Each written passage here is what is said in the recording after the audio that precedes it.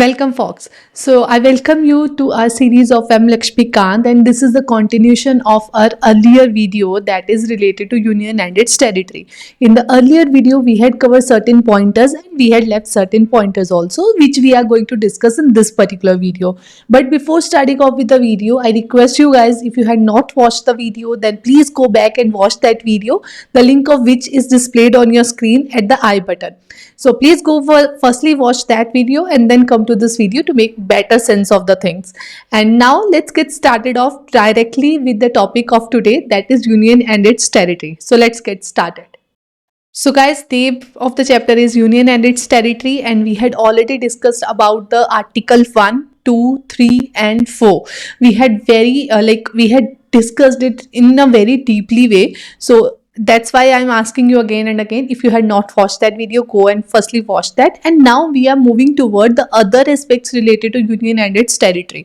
हमने ये तो ज़रूर देख लिया था कि जो हमारी पार्लियामेंट है उसके पास पावर है, वो किस तरह से जो स्टेट्स हैं उसकी जो डायमेंशंस हैं, मतलब उसकी बाउंड्रीज हैं, वो चेंज कर सकती है, कैसे India is not a federation of states but union of states. और उसके अंदर हमने ये भी देखा था कि India that is indestructible union of destructible states, और उसका पर्टिकुलर मीनिंग हमने समझा था अपनी अर्लियर वीडियो में. तो अब हम ये सारी कुछ डिस्कशन के बाद अब हम चलते हैं आगे की चीज़ों की तरफ. That is supreme court held that power of parliament to diminish the area of state doesn't cover succession of Indian territory to foreign country. Hence for this constitutional amendment under Article 368 is required. अब हमने पहले की video में भी discuss किया था कि जो हमारी गवर्नमेंट है, वो गवर्नमेंट मतलब जो पार्लियामेंट है, बेसिकली जो पार्लियामेंट है उसके पास पावर है कि वो स्टेट्स की बाउंड्रीज को चेंज कर सकती है, इसीलिए हम उसको डिस्ट्रक्टेबल स्टेट्स बोल रहे हैं. बट यहाँ पे सुप्रीम कोर्ट ने स्पेसिफिकली बोला था कि जो ये पार्लियामेंट के पास पावर है जिसके अकॉर्डिंगली वो स्टेट का एरिया डिमिनिश मतलब कम या ज़्यादा कर सकती है, उसके अंदर उसके पास ये पावर नहीं है कि वो सक्सेशन ऑफ स्टेट कर सके.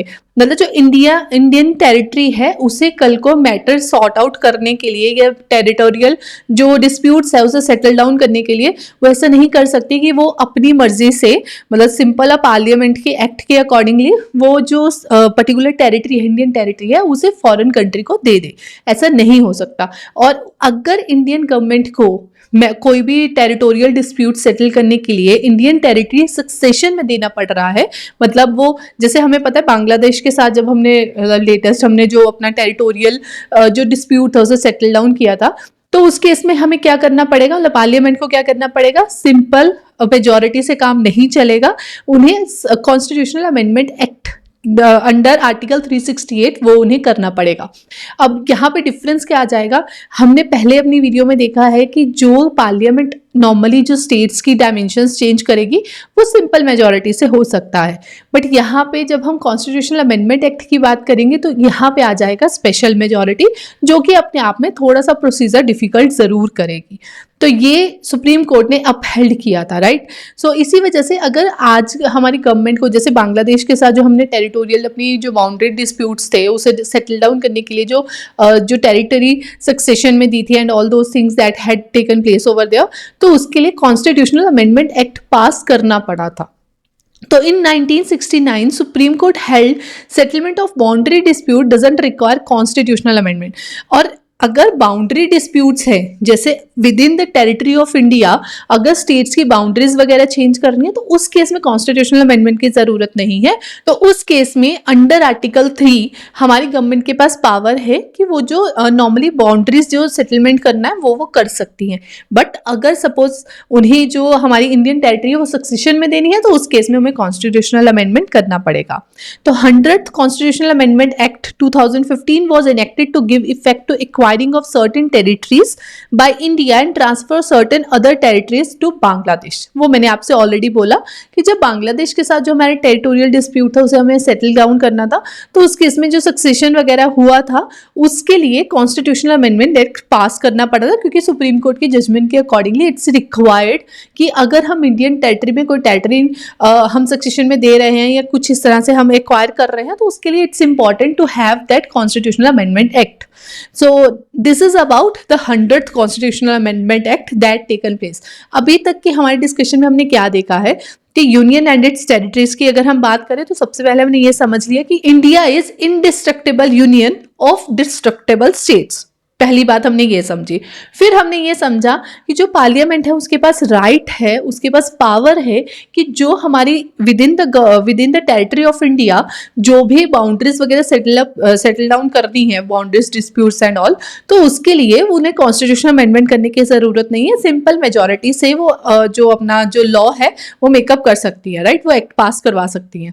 तो ये पहली चीज। दूसरी चीज हमने अभी तक क्या समझी है कि अगर इन केस फॉरेन टेरिटरी के साथ हमें मतलब फॉरेन जो हमारी गवर्नमेंट्स हैं उनके साथ हमारा बाउंड्री डिस्प्यूट सेटल डाउन करने के लिए, किसी भी चीज के लिए अगर हमें इंडियन टेरिटरी सक्सेशन में देना पड़ रहा है, उसके लिए कॉन्स्टिट्यूशनल अमेंडमेंट एक्ट करना पड़ेगा। और constitutional amendment act under article 368 means कि उस केस में हमें जो एक्ट मतलब जो पार्लियामेंट को जो वो एक्ट बनाना पड़ेगा, जो वो बिल पास करवाना पड़ेगा, वो करना पड़ेगा बाय स्पेशल मेजॉरिटी। ये अभी तक क्लियर है, राइट। और अब बात आती है, अब हमने ये तो समझे यूनियन एंड इट्स टेरिटरी, मगर जब तक हम आज का डेमोग्राफिक जो हमारा पॉलिटी का मैप है वो समझ नहीं पाए कि किस तरह से हम जब इंडिपेंडेंट हुए थे तब कितनी स्टेट्स थी और आज 28 स्टेट्स है, वो किस तरह से बनी है, यूनियन टेरिटरीज 8 कैसे बनी है, तो वो अगर हमने वो नहीं समझा तो हमारी पूरी की पूरी यूनियन एंड इट्स टेरिटरी की डिस्कशन हाफ वे ही रहेगी। तो इसलिए अब हम चलते हैं evolution of states in the case of India. So if we are going to discuss about it, then firstly comes the Dhar commission. देखो हुआ क्या था कि जब इंडिया इंडिपेंडेंट हुआ तब डेफिनेटली हमारे पास इतनी स्टेट्स नहीं थी जितनी प्रेजेंटली है। तो बट हमारी एथनिसिटी, हमारी लैंग्वेज के साथ जो हमारा एक बॉन्ड है, इन सब के कारण, इतनी डाइवर्सिटी होने के कारण लोगों के अंदर एस्पिरेशन ज़रूर थी कि हमें लैंग्वेज के बेसिस पे अलग से एक अपना स्टेट चाहिए जहाँ पे हमारी लैंग्वेज बोली जाए। तो वो सब चीज़ें लोगों के अंदर एस्पिरेशन थी और कहीं ना कहीं जो फाउंडिंग फादर्स थे हमारे कॉन्स्टिट्यूशन के, वो उस चीज़ को एग्री करते थे। बट फिर क्या होता है, जब इंडिया इंडिपेंडेंट होता है तब साथ के साथ क्या होता है, पार्टीशन। तो पार्टीशन के समय पे ये देखा गया कि कितनी एट्रोसिटीज हुई हैं, कितनी प्रॉब्लम्स हुई हैं। तो उस समय जो पहले फाउंडिंग फादर्स एग्री करते थे कि हाँ ठीक है, डिवीजन होना चाहिए on the basis of language, ethnicities and all states के बीच में, पर उन्हें फिर ऐसा लगा कि आज जो इतना मतलब जो बाइफर्केशन हुआ है इंडिया का 2 पार्ट्स में, India and Pakistan, just because of religious जो हमारी नॉर्म्स है उनके ऊपर, और वो इतनी ज़्यादा एट्रोसिटीज करके रखा है। तो अगर हम विद इन द कंट्री ऐसी खुद से सिचुएशंस बना देंगे, ऐसे खुद से हम लोग बहुत सारे डिफरेंट स्टेट्स बना देंगे, इतने डिफरेंसेस ऑलरेडी हैं लोगों के बीच में, और ज़्यादा उन्हें प्रोत्साहित कर देंगे, तो कहीं ना कहीं वो हमारी यूनिटी के लिए थ्रेट ना बन जाए। तो जो हमारे एक्सपीरियंसेस होते हैं हम उनसे सीखते हैं और आगे बढ़ते हैं, और वहाँ पे उन्होंने सीखा पार्टीशन का, जो ब्लडी पार्टीशन हुआ था इंडिया के केस में, जहाँ पे इतना ज़्यादा एट्रोसिटीज हुई थी लोगों के साथ, उसकी वजह से वो कहीं ना कहीं उस चीज़ पे बैक स्टेप उन्होंने लिया कि ऐसा नहीं करना चाहिए, जो अरेंजमेंट है दैट्स ओके। और अगर हमें मतलब जैसे लोगों के अंदर तो फिर भी डिमांड थी कि हमें चाहिए अपनी एथनिसिटी, हमारी लैंग्वेज के बेसिस पे डिफरेंट स्टेट्स।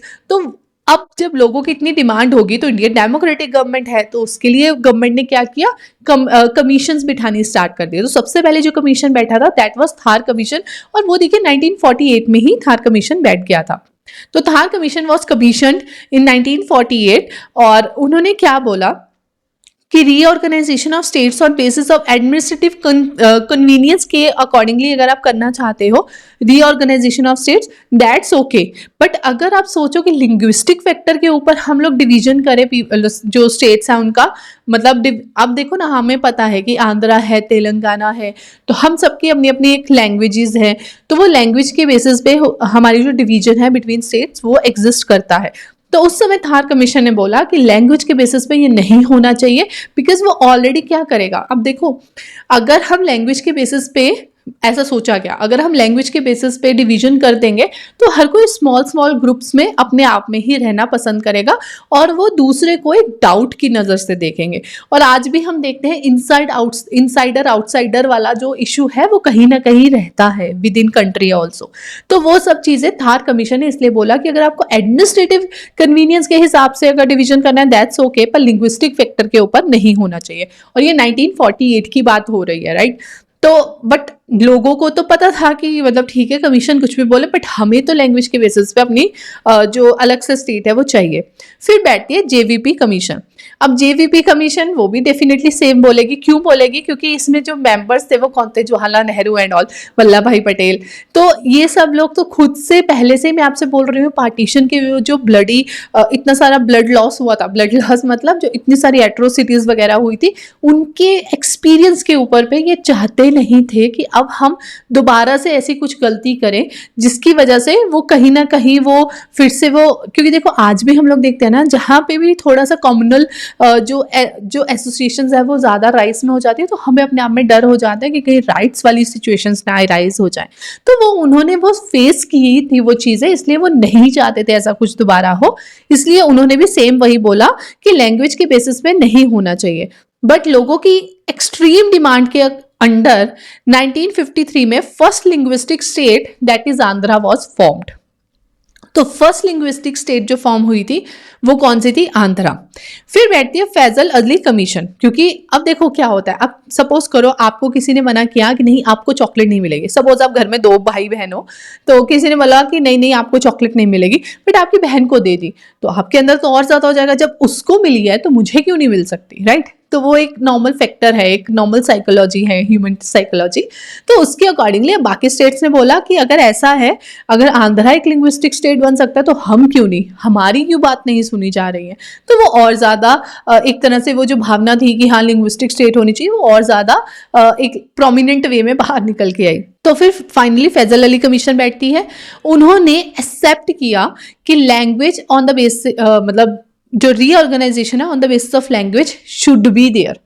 अब देखो यहाँ पे एक लीप ऑफ फेथ ही लिया गया था कि देखो जब इतनी डिमांड हो रही है, अब मैंने अभी तक हम जब एनसीईआरटीज डिस्कस करते हैं, अगर आपने एनसीईआरटीज नहीं पढ़ी तो शायद आपको नहीं पता होगा, but normally NCERTs are must. तो एनसीईआरटीज डिस्कस करते हैं तो उसमें हम लोग यही एक्सपीरियंस से सीखते हैं कि अगर जो गवर्नमेंट है उसके अंडर जो सिविलियंस हैं वो कुछ डिमांड कर रहे हैं, उस डिमांड का किस तरह से गवर्नमेंट रिस्पॉन्ड करती है वो डिटरमाइन करता है कि वहां पे सिविल वॉर होगा या चीजें सेटल डाउन होगी पीसफुली।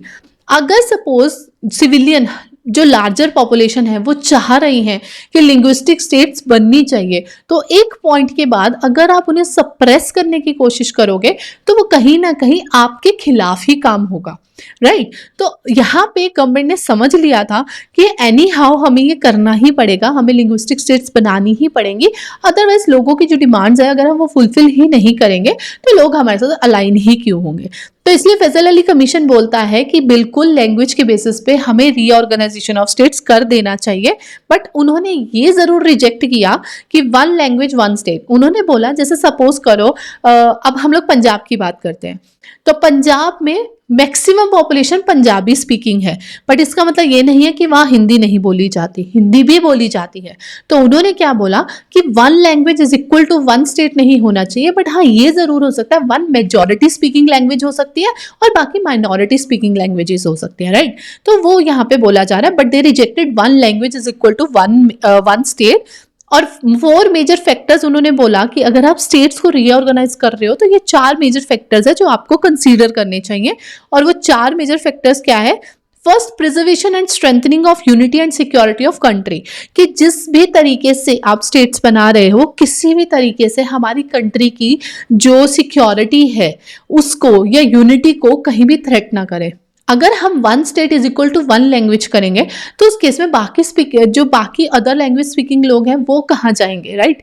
अब गुजरात में आप ले लीजिए, गुजरात में गुजराती स्पीकिंग पीपल हैं, जरूर है, बट बाकी लोग भी हैं, राइट? अब बेंगलोर में चले जाओ, वहाँ पे नॉर्थ इंडियन बहुत सारे लोग रहते हैं, तो वो वहाँ पे जो बेंगलोर के लोग हैं वो अपनी लैंग्वेज भी बोलते हैं, इंग्लिश भी बोलते हैं, हिंदी भी बोलते हैं, तो हर तरह की लैंग्वेजेस एग्जिस्ट करती हैं। तो वही है कि ताकि हमारी कंट्री की यूनिटी को सिक्योर करके रखा जाए। अदरवाइज अगर एक ही लैंग्वेज बोली जाएगी पर्टिकुलर स्टेट में तो वो कहीं ना कहीं हमारी यूनिटी को थ्रेटन करेगा, क्योंकि उनको लगेगा कि हम शायद दूसरों से अलग हैं, जो कि नहीं होना चाहिए। And then cultural and linguistic homogeneity, and then financial, economic and administrative consideration जरूर लेनी है, and planning and promotion of welfare of the people, it's not the ओज, इट्स ऑफ द पीपल, कि ये सब चीजें, ये 4 मेजर फैक्टर्स हमें कंसीडर करने हैं while we are making out linguistic states, right? So these were the recommendation of Fazal Ali commission and then they suggested evolution of earlier 4-fold classification. जो पहले क्लासिफिकेशन था उनका कहना ये था कि वो क्लासिफिकेशन अब बंद कर देना चाहिए, और आज भी हमें पता है, राइट, कि वो वाला क्लासिफिकेशन एग्जिस्ट नहीं करता है, and government also accepted the recommendation. And finally 7th constitutional amendment act पास होता है 1956 में, एंड अकॉर्डिंगली जो निकल के आता है वो क्या आता है, 14 states that is displayed on your screen, Andhra, Assam, Bihar, Bombay, Jammu and Kashmir, Kerala, MP, Madras, Mysore, Orissa, Punjab, Rajasthan, Uttar Pradesh, West Bengal, and UTs कौन सी थी, अंडमान एंड निकोबार, दिल्ली, हिमाचल प्रदेश, लक्षद्वीप, मिनिकॉय एंड अब देखो नाम भी चेंज हो गया है, right, and Manipur, Tripura. So on the recommendation of Fazal Ali commission finally linguistic states बनी, और जिसकी वजह से लोगों को एक पॉइंट समझने का है, क्यों लोग इकट्ठे रह रहे हैं एक टेरिटरी में, क्या एक सेंस ऑफ बिलोंगिंगनेस उनमें कहाँ से आ रही है। उन्हें ये लगता है कि जो वो डिमांड करेंगे वो फुलफिल होगी, उन्हें सिक्योरिटी प्रोवाइड की जाएगी। अब इससे क्या हुआ, जब लोगों के अंदर एक्सट्रीम डिमांड हो गई, अब सपोज घर में कोई बच्चा है, वो जिद कर रहा है, आप उसकी जिद को रोकोगे, पर कहीं ना कहीं अगर हमेशा आप उसकी बात सुनोगे ही नहीं तो उसे भी कहीं ना कहीं लेफ्ट आउट फील होता है, राइट? तो वो लेफ्ट आउट फील ना हो, उन्हें लगे कि हाँ नहीं मैं भी इस घर का सदस्य हूँ, तो उसके लिए जो पेरेंट्स होते हैं वो कुछ ना कुछ अदर ट्रिक्स भी जरूर यूज करते हैं। कभी उन्हें पेसिफाई करेंगे किसी चीज से, ताकि उन्हें ये जरूर फील होता रहे मेरी जिद पूरी नहीं हुई क्योंकि वो जेन्युइन नहीं थी, मगर मेरी जो जेन्युइन चीजें होती हैं वो जरूर पूरी होती है, और मेरे पेरेंट्स मुझे प्यार करते हैं। वो हमेशा एक डेकोरम मेंटेन करके रखने की कोशिश करते हैं। तो सेम यहाँ पे भी है कि जो कॉन्स्टिट्यूशन के अंदर या किसी भी पॉलिटी के अंदर जो लोग हैं वो क्यों वहां रहना चाहते हैं, क्यों वो सेंस ऑफ बिलोंगिंगनेस क्यों रह रही है उनके अंदर, क्योंकि उन्हें पता है कि अगर उनकी कोई डिमांड होगी तो गवर्नमेंट उसे फुलफिल करेगी, उन्हें सिक्योरिटी प्रोवाइड करेगी और उन्हें डेवलपमेंट के रास्ते पे आगे लेके जाएगी। अब जब उनके अंदर इतनी एक्सट्रीम एक विल थी कि लिंग्विस्टिक स्टेट्स होनी चाहिए, एक पॉइंट के बाद it was very hard to just suppress them.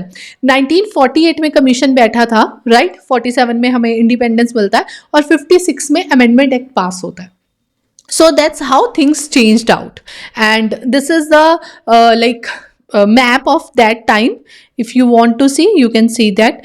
इसमें मुझे नाम उल्टे पुल्टे मिले, but I included so that कि आप थोड़ा सा समझ सको, क्योंकि ये टेरिटरीज बहुत चेंज है। अब देखो बॉम्बे कहाँ से कहाँ है, मतलब बॉम्बे नहीं तो आप यहाँ महाराष्ट्र वाला एरिया समझेंगे, but normally Bombay also included Gujarat, right? So this is the map, and in 90 अब मैंने आपको मैप दिखा दिया। मैंने आपसे जैसे अभी बोला कि Bombay also included Gujarat, but later on वो बाइफरकेट हुआ था। अब धीरे धीरे क्या होता है, पॉलिटी या map of our country also changed because of our associations, because of our needs and all those things. So in 1960 Bombay was divided between Maharashtra and Gujarat. वो आप यहाँ मैप से समझ सकते हैं, right? Maharashtra and Gujarat, Bombay divide हो गया। एंड दादर एंड नगर हवेली जो पोर्तुगीज रूल्ड टेरिटरी थी until 1954, it also became UT in 1961। Goa and Daman and Diu Portuguese territory थी 1961 तक। Okay, I had missed out on this. So आपको पता है कि आज जो यूटी है that is Dadra and Nagar Haveli and Daman and Diu, they had combined together. So Goa and Daman and Diu Portuguese territory थी 1961 में, और फाइनली जो गोवा था उसे लेटर ऑन 1987 में जाके जो स्टेटहुड था वो प्रोवाइडेड हुआ था। अब आपको ये लगेगा कि मैं आपको सीधा बताती जा रही हूँ, इसे आपको खुद से याद करना पड़ेगा, पर वो याद करना भी बिल्कुल मुश्किल नहीं है। आपको क्या करना है, सिंपल ये मैप उठाना है, दिस वन, राइट? ये मैप लीजिए और आप खुद से एक बार देखिए कि इसके अकॉर्डिंगली क्या क्या चेंज हो चुका है। जैसे आप देखेंगे ये सारा यूपी दिख रहा है, बट यहाँ उत्तराखंड भी है, राइट? ये वाला हिमाचल है, और उसके बाद ये कश्मीर, ये पंजाब एरिया है, राइट? पंजाब में अब पंजाब और हरियाणा आ जाता है। तो इस तरह से आप खुद से भी बहुत सारी जगह से आप देख पाएंगे कि आप कैसे बाइफरकेशन देख सकते हो। उसके बाद आपको सिर्फ उनके ईयर्स देखने हैं, right? So then comes Puducherry जो फ्रेंच एस्टेब्लिशमेंट थी। अब देखो दमन एंड दीव की बात करें, गोवा की बात करें, दादर एंड नगर हवेली की बात करें, तो ये 3 टेरिटरीज जो है वो पोर्तुगीज की थी और पोर्तुगीज टेरिटरी थी, और पुडुचेरी जो थी वो फ्रेंच टेरिटरी थी। So that was French establishment up to 1954 और 1962 में वो भी एक यूटी बन जाती है। नागालैंड इन 1963 जो नागालैंड था वो वहां से निकलता है। वे 1966 में पंजाब, हरियाणा और हिमाचल तीनों जगह पे ये डिवाइड हो जाता है, राइट। और फाइनली 1971 में जाके हिमाचल प्रदेश को स्टेटहुड मिला था, पहले वो यूटी में था। तो मणिपुर 1972। अब आप बोल सकते हो कि ये सब हमें याद रखने की ज़रूरत है। मैं ये नहीं कह रही हूँ आपको ये सब कुछ याद रखने की ज़रूरत है, पर बेसिक इन्फॉर्मेशन ज़रूर होनी चाहिए, थोड़ा बहुत एटलीस्ट आपको आइडिया होना चाहिए कि ये कैसे कैसे चीज़ें डिवेलप हुई है। अब ये जैसे, अब इसका भी एक इम्पॉर्टेंस है, जैसे आप देख रहे हो कि पहले वो यूनाइटेड था, अब वो बाइफरकेट हुआ है, पर वहां पे कहीं ना कहीं सेंस ऑफ बिलोंगिंगनेस इसलिए आज भी मिलेगा। आप पंजाब हरियाणा की बात करो, आप कहीं भी कोई एग्जाम्पल भी देखोगे तो वहां पे पंजाब और हरियाणा का इकट्ठा दिया जाता है कि पंजाब हरियाणा के लोग ऐसे होते हैं, तो वो कहीं ना कहीं वो एक सिमिलैरिटी जरूर एस्टैब्लिश रहती है। अगर आप उत्तराखंड की बात करो तो अगर आप उत्तराखंड जाओ, आप यूपी यूपी वाली साइड से हो, तो you will find out at your and कि वो कहीं ना कहीं एक वो मर्जर ऑफ थिंग्स जरूर मिलता है। Although because of the territorial differences, जैसे कि हिमाचल या पहाड़ी एरियाज में थोड़ी सी उनका वे ऑफ लाइफ डिफरेंट होता है, उनकी कम्युनिकेशन स्किल्स डिफरेंट होती है, वो अलग चीज़ें हैं, बट फिर भी कहीं ना कहीं वो एक झलक ज़रूर उन चीज़ों की दिखेगी। और वही चीज़ मैं आपसे बोलना चाह रही हूँ कि वो आपको कहाँ से समझ में आएगा कि वो सिमिलैरिटीज़ क्यों है उन दोनों स्टेट्स में, जब आप ये सारे मैप्स याद करोगे। तो फिर सिक्किम की बात होती है तो 1947 protectorate of India ruled by Chogyal, और 1974 में like in 1975 basically it had that statehood with them. So Mizoram, Arunachal Pradesh and Goa को स्टेटहुड मिला था 1987 में, Chhattisgarh, Uttarakhand and Jharkhand in 2000, Telangana in 2014, Jammu and Kashmir and Ladakh became UT in 2018. 2019. So that includes the states of our country. So आप यहाँ से भी देख सकते हो, like I had included that, जो कि आपको एम लक्ष्मीकांत की बुक में बहुत इजीली मिल जाएगा। तो यहाँ पे बताया गया है कि कौन से 28 स्टेट्स हैं, कौन सी 8 यूटी है हमारे केस में, right? So by this we totally understood, I hope you totally understood about the UTs and evolution of states in the case of India, कि इंडिया में किस तरह से, अब हमने देखा हिमाचल को पहले यूटी बनाया गया, फिर बाद में उसे स्टेटहुड प्रोवाइड किया गया। तो इस तरह के गोवा के केस में हमने ये सब चीज़ें देखी। तो ये सब चीज़ें इस तरीके से हमारा जो पॉलिटिकल मैप है जो आज हमें दिखता है वो इस तरीके से इवॉल्व हुआ है, right? So that totally summarize and totally complete our chapter related to union and its territory. So at the end, let's revise it once again so that we get maximum retention out of today's video. So firstly, we understood about part 1 कि ये part 1 के अंदर आता है, article 1 से 4 तक है, उन्हें हम इन डेप्थ हमने डिस्कस किया। फिर हमने देखा कि अगर सपोज पार्लियामेंट जो है उसे जो हमारी टेरिटरी है वो सक्सेशन में देनी है, तो उस केस में उन्हें कॉन्स्टिट्यूशनल अमेंडमेंट एक्ट पास करवाना पड़ेगा under article 368।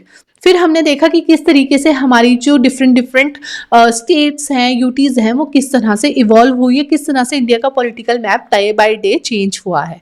So that was it for this particular chapter guys, but before moving further I again reiterate on same thing that it's very much required that you follow NCERTs along with M. Lakshmikant. If you find somewhere difficulty in doing that, then I am always there to help you out and handhold you. I provide the guidance for all those people that are preparing for UPSC along with NCERTs. You can find out the link in the description below where I handhold people to go through this whole journey efficiently and that too in an easy way. So that was it for this video guys. I hope you like the video. If you do, then hit the like button and also subscribe to the channel if you hadn't yet. I will see you all in the next video with the next chapter. But till then, be healthy, stay focused.